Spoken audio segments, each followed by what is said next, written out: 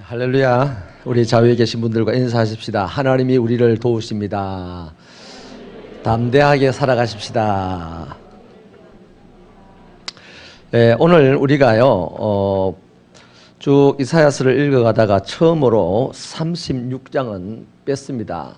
36장을 건너뛰어서 37장으로 들어갔는데요. 36장의 내용이 어찌 보면 37장의 시작의 원인이 되겠습니다. 그래서 37장을 나누다 보면 36장은 이해가 될 부분이라서 넘어가고요. 37장에서도요, 이 37장은 굉장히 중요한 부분들이 있어서 오늘은 7절까지만의 내용을 가지고 말씀을 나눌 텐데요. 이 절망 가운데 하나님의 백성들이 빠졌을 때 어떻게 할 것인가, 절망적인 상황을 만났을 때, 그 다음에 하나님의 말씀과 세상의 위협 가운데서 어떻게 해야 되느냐, 그 다음 마지막에는 위협하는 세상의 결국이 어떻게 되는가 하는 이 부분에서요 세 파트로 나누어서 말씀을 볼 텐데, 오늘은요 첫 파트로요 절망적인 상황을 극복하는 원리라고 할까요, 기술이라고 할까요, 요 차원에서 말씀을 나누려고 합니다. 여러분, 지금 3절 말씀을 우리 같이 읽어보실까요? 3절, 이 히스기야의 한탄이랄까요, 부르짖음이랄까 한데 3절을 같이 읽겠습니다. 시작. 그들이 이사야에게 이르되 히스기야의 말씀에 오늘은 환난과 책벌과 능력의 날이라 아이를 해산할 힘이 없음 같도다. 지금 히스기야가 당한 상황, 유대 나라가 당한 상황이 바로 환난을 당하였다, 책벌을 당하였다, 뭔가 이 어려움이 나의 잘못으로 말미암아서 왔나 보다, 또 우리가 굉장히 남부끄러운 수치스러운 날이다. 그래서 이것이, 이 문제를 해결해 보려고 해도 마치 아이를 지금 오늘 낳아야 되는데 힘이 없어서 애를 밀어내지 못하는 여인과 같은 것이 오늘 우리나라, 오늘 나의 처지다 하는 얘기입니다. 이게 뭐냐니까 아수르가 지금 침략을 해왔어요. 36장 내용이 그겁니다. 아수르가 북이스라엘을 점령하고 주변 나라들을 점령하고서 이제 큰 제국의 힘을 발휘하는 그 어간에 유대 나라를 쳐들어왔던 거죠. 근데 이 유대 나라가 그 침략 앞에서 환난을 당하는 날이구나, 우리가 하나님 앞에 뭔가 잘못한 것이 있어서 이런 꼴을 당한다, 참으로 하나님의 백성, 하나님의 날개 그늘 아래서 만날 평안할 것이라고 얘기했는데 이 참 부끄러운 일이다. 그래서 이 문제를 해결해 보려고 하나 우리는 아이를 만삭으로 가진 여자가 아이를 낳지 못해서 곧 죽을 수밖에 없는 그런 상태에 지금 처하였다 하는 겁니다. 여러분, 우리가 정도의 차이는 있지만요, 살아가다가 어려움을 당하게 되면, 어려움은 뭐 환경으로 말미암아 오는 어려움도 있고, 지구적인 재앙으로 말미암아 오는 어려움도 있고, 내 자신의 실수로 말미암아 오는 어려움도 있지 않습니까? 아무튼 하나님의 백성들이 어려움을 크게 딱 당하는 순간 느끼는 감정이 요럴 겁니다. 어렵다, 내가 뭘 잘못한 것이 있나 보다, 바로 생각나겠죠, 잘못한 것이. 뭐 구구절절이요. 근데 하나님께 지금 책벌을 당하는구나, 참 부끄럽다, 이렇게 생각하는 우리들에게도 이 히스기야의 고백과 같은 고백이 어려움 앞에서 늘 있을 겁니다. 근데 이런 절망적인 상황에서 이제 하나님의 백성들은 절망적인 이런 상황에서 고백하고 끝나야 되느냐? 끝이 아닙니다. 하나님의 징계는 우리를 없애기 위한 징계가 아니고 우리를 새 사람 만들기 위한 징계 아니겠습니까? 그래서 이 절망적인 상황, 세상은 벗어날 수 없지만 하나님의 백성들은 벗어날 길이 있으니, 첫째 길이 뭐냐 하면 하나님을 찾는 데 있습니다. 이 절망적인 상황을 벗어날 수 있는 유일한 길은 하나님을 찾는 데 있다, 이 말입니다. 1절을 우리 읽어보십시다. 1절 시작.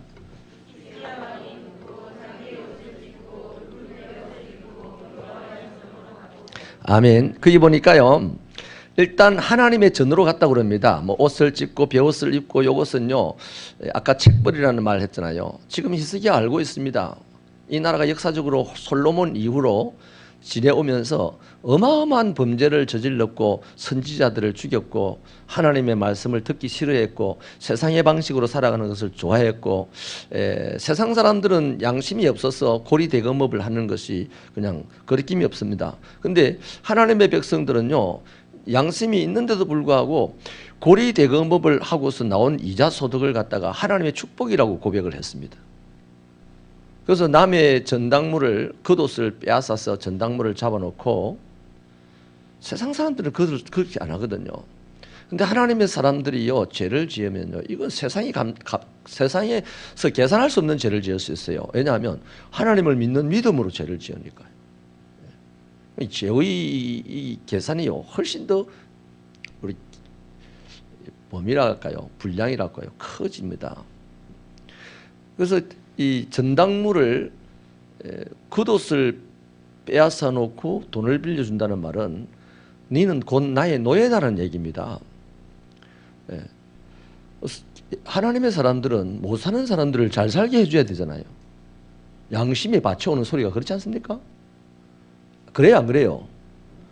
저 세상에 착한 사람들도 못 사는 사람을 잘 살게 해주려고 애를 쓰는데, 하나님의 사람들은 더더군다나 못 사는 사람을 보면 잘 살게 좀 도와줄 수 있는 방법이 없을까, 이래 생각해야 되는데, 이때 이 유다 백성들의 삶에 보면 그 못 사는 사람들이 하나님의 백성이라고 와서 좀 도와주십시오, 돈을 좀 빌려주십시오, 그렇게 했단 말이에요. 그러면 그냥 성경 말씀대로라면 이자를 붙이지 않고 그냥 빌려줘야 됩니다. 그런데 이자를 붙이는 정도가 아니고 겉옷을 전당물로 받아놓고 있는 거죠. 그러면 그 사람이요, 이 유대인들의 풍습은요, 속옷이요, 속바지가 헐렁한 그런 겁니다. 그래서 속바지만 입고 절대 못 다녀요. 겉옷이 없다는 말은 이 사람은 돈을 빌려가서 그 돈으로 누구 심부름 시켜서 그 돈이 없어질 때까지 쓰고는 그 다음 아무것도 못한다는 얘기죠. 밖에 못 나가는 거죠. 또 신발을 한쪽을 어떤 사람은 또 전당물로 딱 잡아버립니다. 그럼 신발 한쪽만 신고 돌아다니면서 일하는 사람이 있습니까? 다니지 말라는 얘기입니다. 그래서 내가 빌려주는 돈 떨어지면 너는 우리 집에 와서 기의 못을 받고 우리 집 노예가 되어라, 이 말입니다. 그래서 전당물을 이제 겉옷을 받은 사람이요, 그날 저녁에 한 건 했다고, 하나님의 축복을 받았다고 성전에 가서 그걸 쫙 펼쳐놓고 감사한금을 하고 들어눕어서 오 하나님 감사합니다, 이렇게 이 짓을 오랫동안 해온 겁니다. 이런 류의 짓들을, 세상보다 더 악한 짓들을 하나님의 이름을 핑계 삼아서 해왔다는 거예요. 근데 그것이 유행이니까, 대부분이 그러니까요, 극소수의 사람들, 자기 신앙 지키려고 우리 쭉 살펴왔듯이 자기 신앙 지키려고 그런 짓 안 하려고 몸부림을 쳤던 사람은 핍박을 받고 어려움을 당하고 그냥 그렇게 사람 취급도 못 받고 살아왔지만, 대부분의 사람들은 이렇게 살아간 거예요. 오늘도 마찬가지 아니겠어요? 오늘 우리 시대도요, 여러분, 한 사람이라 할지라도 예수의 정신을 갖고 살아야 그 사람을 통해서 주님의 나라는 이루어지는 줄로 믿습니다. 예수 하면서 수만 명이 움직여도요, 예수의 정신을 갖지 않고 그냥 입만 예수 하면서 살아가는 교회 공동체를 가지고는요, 반드시 세상에 멸망을 몰고 오는 것이 될 줄 믿습니다. 그래서 제가 몇 년 전에요, 진짜 신앙에 대해서 강조를 많이 했습니다. 요즘도 우리가 그 G2030 홀리버를 준비하면서 제가 돌아보았는데요, 그때 그 사진이 한 장 있어서 제가 발치를 했습니다. 그게 내용이 그런 게 있죠. 가짜가 진짜처럼 굴면 세상이 시끄러워집니다. 근데 그거 시끄러울 뿐입니다. 문제는 없어요. 그러나 진짜가 가짜처럼 살아가면 세상에는 재앙이 밀려옵니다. 그건 세상이 절단난다는 얘기입니다. 이 유대 백성들이 진짜 하나님의 백성인데 진짜 하나님의 백성답게 살지 않고 세상 사람들처럼 살아가니까 이제 아수르가 침략을 딱 해온 겁니다. 하나님의 몽둥이, 하나님의 막대기라고 이름하는 아수르가 침략을 해왔어요. 그 침략을 딱 당하게 되니까 히스기야는 이게 책벌의 날이다, 환난의 날이다, 또 능욕의 날이다, 수치스러운 날이다, 해산할 여인이 아이를 밀어내지 못하는 힘없는 것과 같은 그런 날이다. 그럼에도 불구하고요, 히스기야는요, 이미 양심의 가책을 많이 받았던 사람입니다. 왕이 되고 난 이후에 예배를 회복시키려고 애를 썼고 성전 수리를 하려고 애를 썼고 또 외적의 침입을 막기 위해서 이런저런 제도를 만들고 그렇게 했던 왕이거든요. 그래 하다 보니까 이제 이런 일을 당하니 진실한 고백을 할 수가 있는 겁니다. 환난을 당하는데도 환난 안 당하는 척하고 할렐루야 평안합니다. 집에 가면 이러는 사람 많이 있잖아요 요새. 안 그래요? 겉으로는 아무런 문제가 없는 것처럼 포장을 하고 다니다가 자기 혼자 딱 방 안에 들어가면 죽어볼까 이렇게 생각하는 사람들 많잖아요. 여러분 우리가 선하든 악하든 그것이 문제가 아니라 진실하냐 진실하지 못하냐 그것이 훨씬 더 큰 문제일 수가 있습니다. 악하여도 살 길이 있습니다. 내가 그 악함 때문에 하나님에게 심판을 받겠죠. 그러나 그 악함 가운데서 심판받을 때 진실한 사람은 내가 악하여서 심판을 받습니다 라고 고백을 하게 되는 거예요. 그러면 살 길이 있는 거죠. 그래서 히스기야는요 자기 민족과 나라를 대표해서 하나님의 전으로 갔습니다. 출애굽기 19장 4절에 보면요 하나님께서 이스라엘 백성들을 자기 백성 삼으시기 위해서 어떤 작업을 하였냐고 이렇게 하면 독수리 날개로 업어서 인도하셨다 이렇게 얘기합니다. 애굽에서 히브리인들을 건져낼 때에 아브라함과의 약속을 기억하여서 히브리인들을 자기 백성 삼았거든요. 히브리인들은요 하나님 몰랐어요. 전혀 하나님 몰랐습니다. 잊어버렸어요. 뭐 유월절이 뭔지도 모르는 거죠. 그냥 애굽의 문명밖에 몰라요. 400년을 애굽만 보고 살아왔으니까. 근데 애굽이 갑자기 자기들을 괴롭히니까 굉장히 고통스러웠을 때 하나님은 400년 전 400년이 아닙니다. 400년보다 훨씬 더 이전에 아브라함과 약속했던 것을 기억하셔서 그 히브리인들을 딱 건져낼 때요. 히브리인들은 세계 속에서 그냥 한 지푸라기 흙먼지 정도 되는 그런 의미로 그런 이미지로 메이킹되어 있단 말이죠. 없어져도 상관없어요. 아무도 아까워하지도 않고 찾지도 않아요. 그런데 이 히브리인들을 딱 끄집어내 가지고 독수리가 자기 날개로 새끼를 옮기는 것처럼 이 히브리인들을 옮겼다 이 말입니다. 하나님 그런 분입니다. 할렐루야. 대단한 사람을요 아니 내하고 뭐 좀 하자 이렇게 데리고 가는 분이 아니고요. 대단하고 안 대단하고 그거는 하나님이 아무런 관심이 없습니다. 하나님은 자기가 선택한 사람, 그 사람이 아무리 허접하고 볼품이 없어도 자기가 선택한 사람은 반드시 누구도 건드리지 못하도록 업어서 키우시는 분이 하나님이십니다. 할렐루야. 제가 한 목사님이요 갑자기 허리를 못 써가지고 저는 양산에 있고 그분은 부산에 있는데 갑자기 전화가 왔습니다. 목사님 좀 와주십시오. 왜? 제가 지금 허리를 못 씁니다. 그래요. 그래서 부랴부랴 가봤어요. 진짜 허리를 못 써요. 그래서 제가 업으다가 자기 집이 4층이었는데 업고 계단을 내려와가지고 또 병원에 업고 계단을 올라가서 치료를 했는데 다행히 한 번 치료하고 허리가 싹 회복이 됐습니다. 저는 요즘도 그 목사님 만나면 그 목사님 위에 성도들 보고 그럽니다. 여러분 이 목사님은 제가 업어서 키운 목사입니다. 그래요. 한 번 업어준 거 가지고요. 뭔 얘기냐면 누군가를 업었다는 것은요 굉장한 일이거든요. 굉장한 일입니다. 하나님은 이스라엘 백성 전체를 업어서 인도하신 분이다 이렇게 소개하고 있습니다. 그러니 하나님께서 하나님에게 업혀와서 하나님의 백성들이 이렇게 지금 형성이 되었고 악하든 선하든 상관없어요. 그 지금 이런 형성이 됐다면 자기들의 악함 때문에 고통을 받을 때 자기를 업어주신 하나님, 저 옛날 애굽에서 고통받을 때 자기 조상들을 업어주신 그 하나님을 기억한다면 그 하나님 찾는 거 당연하지 않겠어요? 오늘 내가 잘했고 못하고 떠나서 여러분 여기 염치가 어디 있습니까? 여기에 체면이 어디 있습니까? 살아야 되는데 한번 따라합시다. 살고 보자. 살고 봐야 되잖아요. 그 다음에 하나님에게 볼때기가 한 대 맞든 말든 살고 봐야 되는 거예요. 그래서 이 히스기야가 하나님을 찾아갑니다. 또 여러분 보세요. 예레미야 29장 13절에도 보면요, 너희가 전심으로 나를 찾고 찾으면 나를 만날 것이다 했어요. 그 하나님은요, 찾으면 만날 수 있는 분입니다. 하나님은 약한 자를 업어서 키우신 하나님입니다.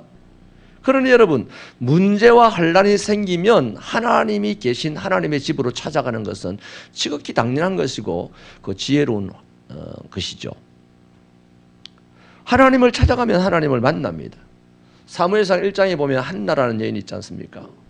한나가요, 그 실로에서 축제가 일어나는 날, 다시 말하면 모든 사람들이 함께 예배드리기 위해서 모이는 날이 되면, 다른 사람은 다 축제 날입니다. 만나서 반갑고 그런데요, 한나는요 가장 힘든 날입니다. 왜냐하면 그때 버린나는요 10아들 10자식을 데리고 그 축제 현장에 갑니다. 버린나의 옆에서 엘가나 팔짱을 끼고 걸어가는 한나는 뭘 느끼겠습니까? 수치스러움을 느끼지 않겠습니까? 아기를 내가 못 낳았다. 그 버린나가 그냥 얘들아 철수야 영이냐 니는 이름이 뭐고, 어찌 보면요 버린나가요 한나를 격동시켰다는 걸로 봐가지고 뭐 형님들은 한나를 보고 대놓고 뭐 아기를 못 낳는 여자는 예전에 이런 얘기는 안 했을 거예요. 제가 생각하는 데는요, 한나가 옆에 걸어가고 자기는 이제 그 다음 순서 아닙니까? 엘가나 쓰고 한나 쓰고 자기는 그 옆에 쓰고, 그 옆에 누가 있습니까? 10자식이 있어요. 10자식이. 그러면 버린나가 영이야 철수야 민수야 영수야 막 이렇게 부르면 하나는 네 이름을 모르겠다 뭐고, 그 말은 뭡니까? 애가 너무 많아가지고 이름 모르겠다는 유세죠. 유세. 그 유세를 하면 한나의 마음이 어떻겠습니까? 당연히 지 자식을 부르면서 유세를 하는데도 불구하고 아기가 없으니까 얼마나 힘이 들겠어요. 그것도 남들이 그 축제에 모인 사람들이 한나를 보면서 얼마나 멸시하겠습니까? 아이고 남편이 있으면 많아, 애도 없는데. 그 당시에 가장 수치스러운 거거든요. 그래서 한나는요, 이런 실로의 축제날, 남들은 가장 축제로운 날이고 성스러운 날이지만 한나로서는 가장 힘든 날입니다. 능욕을 받는 날입니다. 치욕적인 날이에요. 그때 한나는요, 화가 나가지고 산속에 홀로 뛰어갔습니까? 아니죠. 한나는 그 격동된 마음을 가지고 하나님의 성전으로 갔습니다. 그래서 하나님의 성전에 가서 하나님을 찾았더니 하나님께서 한나를 제사장을 통해서 만나주시잖아요. 아멘입니까? 하나님을 찾아가면 하나님을 만납니다. 또 보세요. 이사야서 6장에도 보면요, 이사야가 하나님의 선지자이기는 선지자인데 궁중 선지자, 다시 말하면 왕을 교육하는 선지자였어요. 그러니까 이 우시야 왕이 잘 나가는 젊은 왕입니다. 근데 우시야 왕이 편에서 막 이렇게 아첨이나 하고 뭐 폐하가 맞습니다 하고 뭐 폐하 말이 옳습니다 이랬지 하나님의 말씀을 제대로 전해줬지는 않았던 것 같아요. 근데 우시야가 죽었어요. 난데없이 죽어버렸어요. 하늘이 무너지는 거죠. 그때 이사야가 어떡합니까? 그때 여호와의 성전으로 달려갔습니다. 자기가 살만할 때는 안 달려갔어요. 절망적인 상황이 오니까 이사야는 하나님의 성전으로 달려갔습니다. 거기서 하나님을 만납니다. 그래가지고 하나님을 딱 만나니까 자기가 입술로 범죄했다고 입을 치잖아요. 그 말이 뭡니까? 왕에게 아첨이나 하고 왕에게 하나님 말씀 전하지 않고 오히려 왕 듣기 좋은 소리만 했습니다. 이 고백이 아닙니까? 그러나 한나든 이사야든요, 그들이 선하고 악하고가 문제가 아니라 그들이 환난을 당했다는 그 느낌이 드는 순간, 치욕적이다 하는 느낌이 드는 순간 그들은 아주 지혜롭습니다. 어디를 찾았다? 여호와의 전을 찾았어요. 여호와의 전을 찾아갔더니 하나님을 만났습니다. 아멘입니까? 그러므로 여러분, 저와 여러분도 이 시대에 하나님의 백성으로 살아가면서 이런 모양 저런 모양의 어려움을 당한다면, 어려움을 당한다는 것을 느끼는 순간 하나님을 찾아 여호와의 전으로 갈 때, 교회로 들어갈 때 하나님께서는 우리를 만나주시고 우리에게 살 길을 열어주시는 줄로 믿습니다. 두 번째 원리는요, 하나 되기 위해서 힘을 써야 됩니다. 내가 환난을 당했다 그럴 때 나 혼자 있습니까? 아니에요. 자기 혼자 있다고 생각할 뿐이지 절대 혼자 안 있습니다. 옆에를 둘러보십시오. 여러분의 옆에 목사가 있습니다. 구역장이 있습니다. 교구장이 있습니다. 장로님이 있습니다. 기도하는 사람들이 있습니다. 가족이 있습니다. 아멘입니까? 예. 얼마든지 옆에 사람이 있습니다. 혼자서 환난을 당하는 사람 한 명도 없어요. 나는 혼자다. 왜 나만 겪는 고난이냐고. 그건 뭔 소리입니까? 지 혼자 그렇게 생각한다는 겁니다. 그래 생각하지 말라는 얘기죠. 아멘입니까? 네, 내가 심각한 환난을 당할 때요, 나만 있는 거 아니에요. 그 옆에 누군가 있어요. 같이 환난을 당하기도 하고 환난을 당하지 않기도 하겠지만 아무튼 그 곁에는 누군가 있습니다. 그런데 그 곁에 있는 그 사람들과 하나 되려고 애를 써야만 절망적인 상황을 극복을 할 수가 있습니다. 2절 말씀을 우리 읽어보십시다. 2절 시작.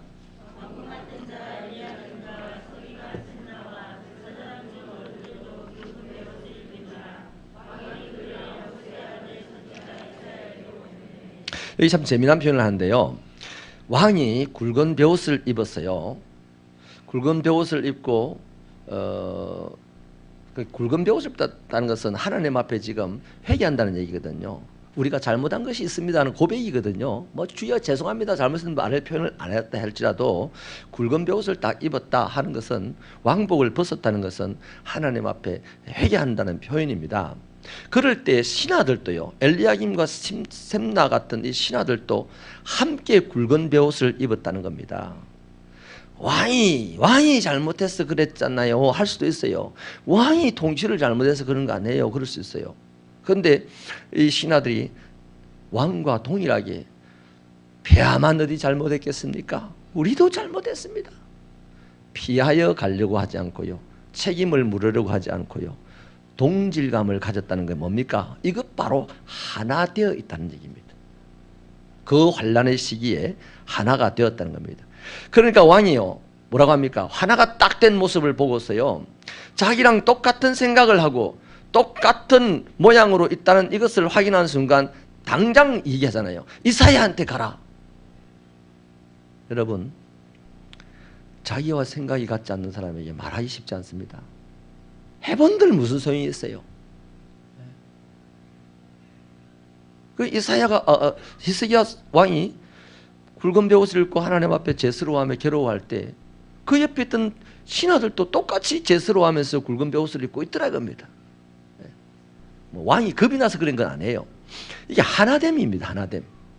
그래서 신하들이 지금 이 환난 가운데 나와 하나 되어 있구나 할 때, 그래 이사야한테 가라 이렇게 명령을 하는 거죠. 여러분, 복지부동이라는 거 있잖아요. 한때 그런 말이 많았습니다. 공무원들이 복지부동한다, 지자리만 지키려고 한다, 그러는 거 말 들었을 겁니다. 신하가 복지부동하면요, 왕과 함께 하지 않으면요, 그 나라는 망합니다. 왕이 그 신하를 잘라내지 않는 한 그 나라는 반드시 망합니다. 왕과 신하는요, 군신은 하나가 되어야 됩니다. 그래야 백성들이 그 하나됨 속에 안정감을 갖고 찾아오는 거예요. 자기들의 인생을 맡기는 거예요. 왕은 A 길로 가고 신하는 B 길로 가고 그 사이에서 긴장만 팍 하면요, 어떤 일이 생기느냐, 백성들이 흩어져 버려요. 꼴보기 싫다고 흩어져 버리고, 못 맡기겠다고, 믿음직하지 못하다고 흩어져 버리고, 그러면 그 나라가 망해버리면 그 책임은 누가 져야 됩니까? 지도자가 져야 되는 거예요. 우리 새빛교회 담임 목사와 장로와 안수집사와 권사가 새빛교회 흥망성쇠에 대한 책임을 져야 되는 겁니다. 아멘입니까? 근데 어떻게 하면 망한다? 망하는 길 반드시 확실하게 있습니다. 하나 되지 않으면 망합니다. 그럼 어떻게 하면 흥한다? 그 길도 하나입니다. 하나 되면 흥합니다. 하나 되면은요, 네가 잘했나 내가 잘했나 이거 아니에요. 그냥 동일하게 환난을 바라보는 겁니다. 같은 모양의 옷을 입고 환난을 바라보는 겁니다. 서로가 환난 앞에서 서로가 서로를 바라보면 환난이 퍽퍽 때리면 다 죽어버리는 거 아니에요? 여러분, 오늘 이 시대는 여러 가지 환난이 난무하는 시대입니다. 새빛교회 성도들은요, 서로를 바라보고 살 일이 아닙니다. 환난을 어깨를 나란히 하고 스크럼을 짜고 환난을 바라볼 때 환난은 도망갈 줄로 믿습니다. 아멘이십니까? 그래서 이 하나 되는 것은 너무너무 중요한데요. 가정에서만 봐요. 한 가정에 어떤 문제가 생겼습니다. 문제가 생겼을 때 남편은 금식기도 하는데요. 아내는 막 희희낙낙하면서 낮이면 찻집에 돌아다니고 해보세요. 그 집에 문제 해결되겠습니까? 안 되죠. 또 아내는 막 울면서 하나님께 기도하는데 남편은 네 때문에 그런 건데 뭘 하고 비난해 보세요. 그 문제 해결되겠습니까? 안 됩니다. 누구의 잘못이든지 상관없어요. 하나님 앞에는 선악이 문제가 아닙니다. 진실함이 문제입니다. 예. 악해도 하나님은 건져내시는 분 아니에요? 그 순간 얼마나 그 사람이 진실하냐가 문제라고요. 사람 머리 안 굴리고 하나님 앞에 솔직하게 서느냐, 그게 문제다 이 말이에요. 그래서 이 한 가정도요, 부부가 어려움을 당했을 때 하나가 되지 못하면 그 가정은 금방 살아나버립니다. 제가 설교 시간에 자주 얘기하지 않습니까? 가인이 아벨을 살인을 했다. 최초의 살인자라고 했는데요. 가인이 어디 살인 교습소 가가지고 살인을 배웠습니까? 아니지 않습니까? 어디서 배웠겠어요? 여러분, 자식은 부모의 배 속에서 부모를 닮습니다. 맞죠? 생리적으로 닮잖아요. DNA가 닮았잖아요. 피가 닮았잖아요. 그러니까 자식이 태어나가지고 자라면서 말소리도 부모, 아버지하고 비슷하고, 걷는 걸음걸이도 비슷하고, 행동거지가 비슷한 겁니다. 그 어디 아버지가 이래 걸으라, 이래 말해라, 이런 톤으로 말해라 가르쳐 준 적 있나요? 없어요. DNA 속에 있을 때 아버지 말하는 거 다 들었어요. 아버지 행동하는 거 다 봤어요. 그러니 자식이 태어나서 아무한테도 안 배웠는데 꼭 아버지가 하는 그 행동을 하는 겁니다.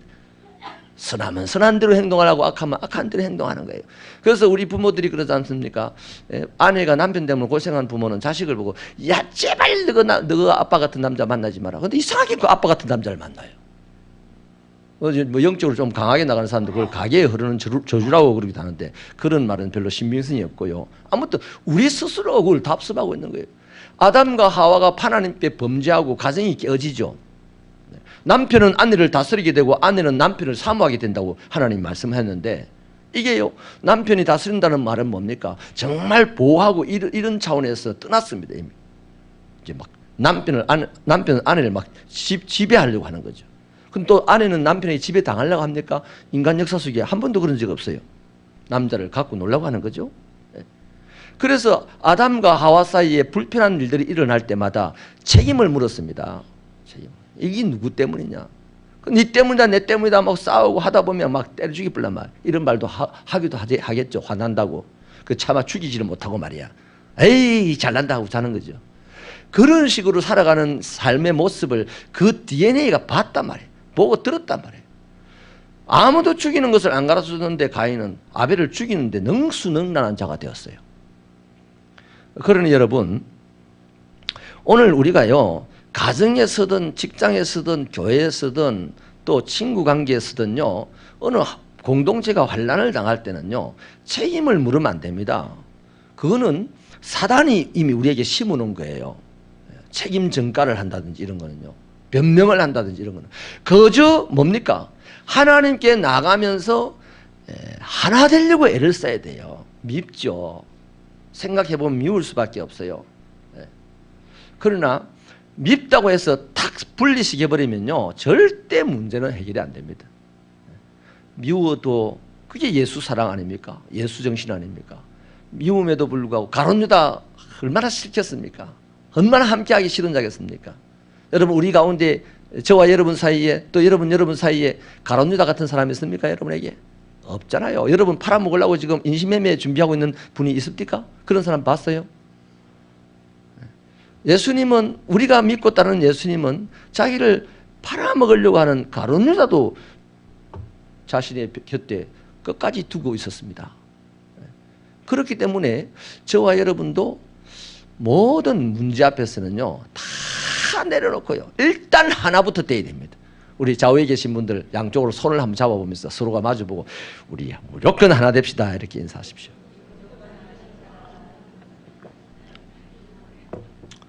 또 한 번 더요. 손을 잡고, 뭐 구역은 같은 구역은 아니지만 우리 같이 밥합시다. 너무 세게 찔렀나? 아멘이십니까? 네. 하나부터 되고 봐야 됩니다. 네. 누군가요 좋은 각오로 움직인다면, 교회 안에서 좋은 각오로 움직인다면요, 그 하나 되어 주십시오. 힘을 실어 주세요. 참 이상하게 또 누군가 좋은 각오로 움직이면 뒤에서 헤잉. 우리 새벽교회는 이 세상 자체가 우리에게 환난과 절망적인 상황을 몰고 오기 때문에 무조건 하고 눈에 보이면 니하고 내하고는 하나다, 이런 각오를 하시기 바랍니다. 그럼 얼마나 멋지겠습니까? 우리 안녕하세요 이런 인사하지 말고요, 그건 뭐 늘 하던 인사인데, 우리 이제 만나면 장로님과 집사님 만나면 오랜만이네 이러지 말고, 잘했습니다 이러지 말고 니하고 내하고는 하나다 이래 인사하면 어떨까? 참 멋있겠죠, 그죠? 제가요 여러분하고 저하고는 이러면 여러분은 하나다 이렇게 한번 해주세요. 여러분과 저는요 말라라. 어른들한테 하나다 이러지 마시고요. 네. 정말 좋습니다. 하나 되는 것 좋습니다. 내가 왜 이 부분을 이렇게 유난히 강조하는지 이유가 있습니다. 요한복음 17장 11절에 보면요, 예수님께서 제자들을 위하여서 마지막으로 기도하는 내용인데요, 세상에 있는 마지막으로 기도하는 내용인데요, 이렇게 얘기합니다. 나는 세상에 더 있지 아니하옵고 그들은 세상에 있는데 나는 아버지께로 가오니 거룩하신 아버지여, 내게 주신 아버지의 이름으로 그들을 보존하사 우리와 같이 그들도 하나가 되게 하옵소서 그랬습니다. 지금 예수님과 함께 다니는 제자들이요, 어설픈 지금 제자들이 돼가지고 맨날 싸웁니다. 네가 잘났다, 내가. 아까 그 말입니다. 예. 야고보 요한의 어머니 와가지고 좀 좋은 자리 하나 주세요 이렇게 했어요. 그 소리를 나중에 베드로가 들었어요. 그러면 나중에 성령 받고 난 이후에 베드로 같으면 얼마든지 그랬을 거예요. 그래 맞아, 너희들이 말도 잘하고 똑똑하니까 좀 더 윗자리를 차지하고 많은 사람을 다스려라 이랬을 겁니다. 그런데 어설픈 제자가 되다 보니까 아직은 그 소문을 듣자마자 딱 불러가, 넌 뭐라 했어? 감히 수제자인 나를 놔두고 말이야 까불고 있어 이랬다 이 말이에요. 그 서로 싸운 거 아니에요. 하나가 되지 않았고 맨날 엉그랑엉그랑하고 이랬습니다. 그랬는데요, 예수님이 그 모습을 날 보고 이제 마지막으로 이제 하늘나라에 올라가기 전에 제자들을 위해서 마지막 기도하는 내용이 바로 그겁니다. 아버지와 우리가, 아버지 성령과 아버지와 내가 하나이듯이 저들도 하나가 되게 하옵소서. 지금 이 세상에 내가 있기 때문에 저들이 하나가 되지 않냐도 내가 추스려서 갈 수가 있는데, 내가 아버지께로 올라가고 나면 자기들끼리만 있을 때는 하나가 되지 않으면, 따라합시다, 콩가루가 된다. 하나님 주님이 그걸 봤다 이 말이에요. 그 자기가 3년 동안 키운 제자들이 콩가루 되는 것을 원치 않으신 거예요. 당신보다 더 큰 일을 해야 될 자들이기 때문에 반드시 하나가 되어야만 할 수 있다는 겁니다. 이승만 대통령이 그랬습니까? 6.25 때 뭉치면 살고 흩어지면 죽는다 그랬습니다. 너무 기가 막힌 명언이죠. 어떤 일이 있어도요 뭉치면 삽니다. 가정은 부부가 뭉치면 살아요. 교회는 목사와 성도가 뭉치면 삽니다. 아멘입니까?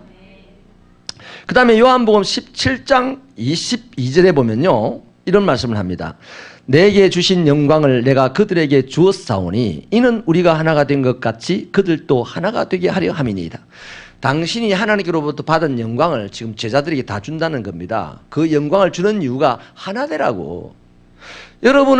우리를 목사로 세우고 장로로 세우고 권사로 세우고 안수집사로 세우신 그 영광스러운 직위를 주신 이유가 뭐다? 하나 되라고 합니다. 하나 되라고. 교회 처음 세례를 받은 초신자가 말이죠, 박사님이 오셨어요. 아주 막 공부를 너무너무 많이 한 분이에요. 초신자이니까 뭐 아무 말도 못하고 예 이러다가 이분이 장로님이 됐어요. 박사의 경력을 다 동원해가지고 뭐 으뜸이 되려고 하는 그런 케이스가 많죠. 그거 아니라는 거예요. 예. 교회에서 직분이라는 이 영광스러운 것을 하나님이 주신 이유는 다른 게 아닙니다. 하나 되라고요. 교회는 하나만 되면 못할 일이 없습니다. 아멘입니까? 예. 그래서요 7장 10 거기 에베소서 4장 3절에서도요 그럽니다. 성령이 하나가 되게 하신 것을 힘써 지키라. 성령을 모든 죄는 용서받아도 성령의 일을 방해하는 자는 용서받지 못한다는 주님의 말씀은요 굉장히 의미심장한 말입니다. 성령이 하나 되게 하셨대요. 그것을 힘써 지키지 않고 오히려 지키기는 그냥 깨뜨리는 세력이 있다면 그건 뭡니까? 성령의 일을 방해하는 겁니다. 무서운 거예요. 예. 요한복음 17장 21절에서요 이런 말을 합니다. 하나가 되면 어떤 효과가 있냐?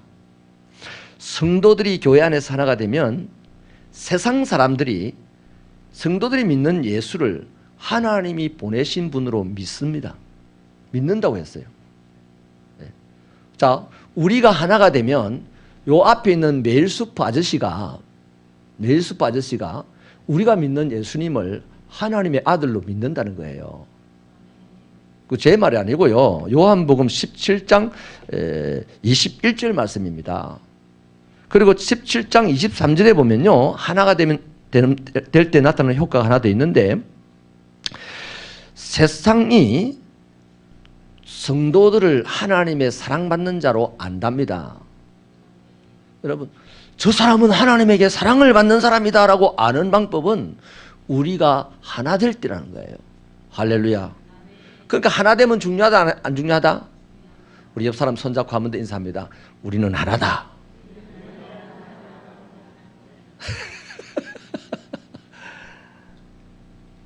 자, 세 번째 원리입니다. 절망적인 상황을 벗어날 수 있는 세 번째 원리, 기도해야 합니다. 4절 하반절에 한번 4절 한번 읽어볼까요? 4절 말씀 시작.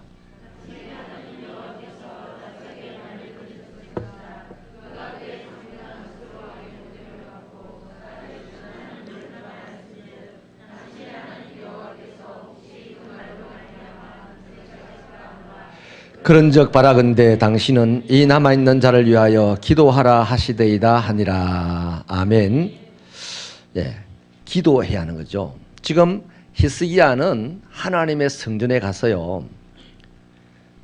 나중에 이제 다음 주에 내용을 볼 텐데 기도하러 갑니다. 기도합니다. 근데 기도하러 가면서 혼자 기도하려는 생각을 가지고 있지 않고요. 자신도 기도할 뿐만 아니라 하나님의 종에게 부탁을 하는 거죠. 지금 셈나와 누굽니까? 엘리야김입니까? 이 사람들을 이사야 선지자에게 보내가지고 선지자여, 제가 지금 성전에 기도하러 가오니 당신도 이 일을 위하여 기도하여 주십시오라고 부탁을 했단 말이에요. 기도가 문제를 해결하는 원리인 거예요. 10편 50편 15절에 환난날에 나를 부르라 내가 너를 건지리니 너가 나를 영화롭게 할 것이다 그런 말씀을 하십니다.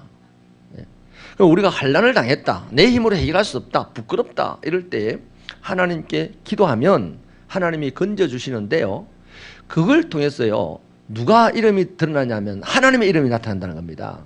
여러분, 하나님의 최고의 목적은 당신의 이름을 드러내는 겁니다. 당신의 이름을 알리는 겁니다. 하나님이 우리를 도와주시는 거 왜? 당신의 이름을 알리려고. 그러니까 하나님은요 악하여서 못 지금 형편없이 살아가는 그 사람을 더 잘 도와주십니다. 약한 자일수록 더 잘 도와주십니다. 왜? 그러면 대부분의 하나님의 이름이 나타나잖아요. 저 사람이 일어날 수 없는 사람인데 일어났다. 하나님 때문이다. 당신의 이름이 나타나는 거예요. 그래서 선한 목자에 대한 시편 말씀에도 보면요, 하나님께서 당신의 이름을 위하여 우리를 의의 길로 인도하신다라고 하잖아요. 그래서 당신 이름을 나타내는 것이 우리가 기도할 때요, 이것이 바로 하나님께서 역사하는 길이고, 하나님께 역사하시면 당신의 영광이 나타나니까 결국에는 기도하는 사람이 하나님께 영광 돌린다는 겁니다. 그러니까 기도는 가장 기본적인 단위의 하나님에 대한 헌신이요, 하나님에 대한 영광 돌리는 일입니다. 그러나 여러분, 하나님께 영광 돌릴 수 있다 없다? 우리 얼마든지 하나님께 영광 돌릴 수 있어요. 아니, 돈으로 영광을 돌리고 명예로 영광을 돌리고 권세로 영광을 돌리는 것 같으면 우리는 하나님께 영광 돌릴 수 없습니다. 그러나 우리는 그보다도 더 기본적이고 더 중요하고 근원적인 것으로 하나님께 영광을 돌릴 수가 있으니 그게 기도하는 거다 이 말이죠. 예. 기도에 승리하신 여러분 되시길 바랍니다. 그래서 그 기도하는데 선지자가 응답을 하잖아요. 6절 7절 읽어보십시다. 6절 7절 시작.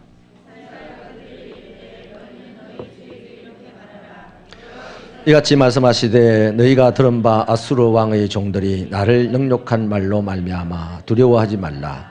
보라 내가 그의 속에 두리니 그가 소문을 듣고 그의 고국으로 돌아갈 것이며 또 내가 그를 그의 고국에서 칼에 죽게 하리라 하셨느니라 하니라. 선지자가요 이런 예언적인 발언으로 히스기야에게 용기를 줍니다. 한마디로 뭡니까? 아수르 왕이 고국에서 칼에 죽을 것이다. 그 말입니다.